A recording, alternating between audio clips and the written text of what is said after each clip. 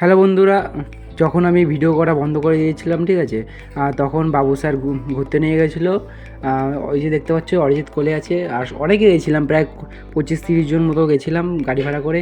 Eco পার্কে নিয়ে গেছিলো। চলো এখন যাওয়া যাক, গিয়ে কথা হচ্ছে।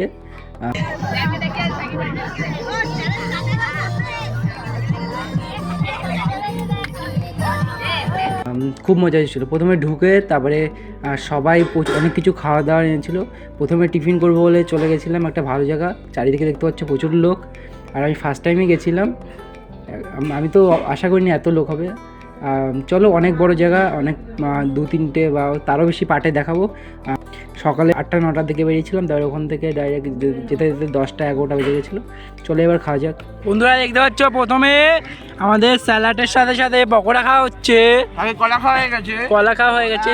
ওখানে কলার প্যাকেট আছে, এখানে কলার প্যাকেট আছে, খাওয়া হচ্ছে।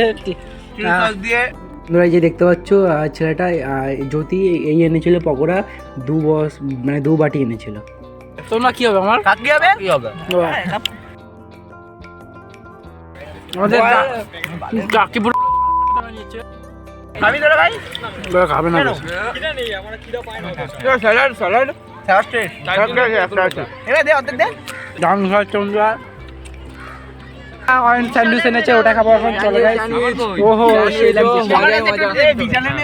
এই ছেলেটা পাইনি, ছেলেটাকে দেওয়া হবে একটু বাদে।